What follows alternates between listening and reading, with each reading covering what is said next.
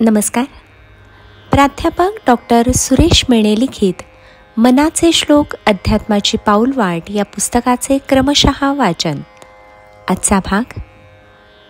मना सांगपा रावणा काय झाले, अकस्मात ते राज्य सर्वै बुडाले.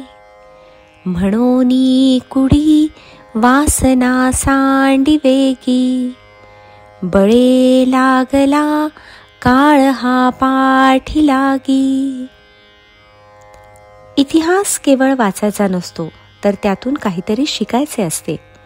रावणाचे उदाहरण देऊन समर्थांनी आपल्याला उपदेश केला आहे की एवढा मोठा राजा, स्वतः विद्वान ब्रह्मर्षी, परमशिवभक्त असे असून सुद्धा केवळ देहाच्या वासनेमुळे रसातळाला गेला व त्याचा सर्वनाश झाला. केवळ देहाचे चोचले पुरवण्यासाठी त्याने सीतेची अभिलाषा धरली व त्यातूनच सगळे रामायण घडले. म्हणून समर्थ सांगतात की देहाची वासना त्वरित सोडली पाहिजे, किंबहुना तिचा स्पर्श होता कामा नये. कारण माणसाचे आयुष्य मर्यादित आहे. जो जन्माला आला तो मृत्यू पावणारच. त्यामुळे काळाचे भान ठेवून, मृत्यूचे भान ठेवून प्रत्येकाने सत्कृत्य केले पाहिजे. महाभारतात धर्म आणि यक्ष यांचा संवाद आहे. यक्षाने विचारले, या जगातले सगळ्यात मोठे आश्चर्य कोणते ते सांग.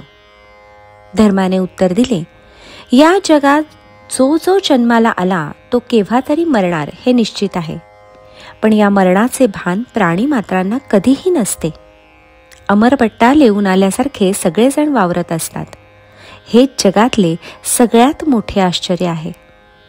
भगवंतांचे एक अप्रतिम विवेचन आहे.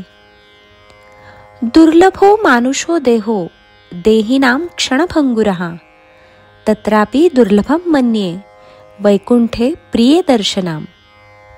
माणसाचा देह मिळणे अतिशय दुर्लभ हे खरे आहे, पण मिळाला तरी तो शाश्वत नाही, कारण तोही क्षणभंगूर आहे. मग त्याच्याही पेक्षा दुर्लभ काय आहे, तर वैकुंठ प्रिय दर्शनम, म्हणजे भगवंताला अत्यंत प्रिय असा जो परमभक्त आहे त्याचे दर्शन हे जास्त दुर्लभ आहे.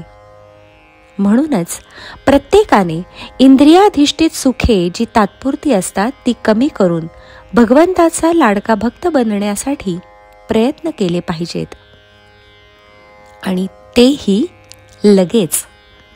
कल करे सो आज कर, कारण आयुष्य मर्यादित आहे. काळ हा पुढे पुढे सरकतो आहे. त्यामुळे क्षणाचाही विलंब करणे परवडणारे नाही. त्यामुळे शरीरातील वासनांचा त्याग केला पाहिजे. हेच समर्थ या श्लोकाद्वारे आपल्याला समजावून सांगत आहेत. जय जय रघुवीर समर्थ.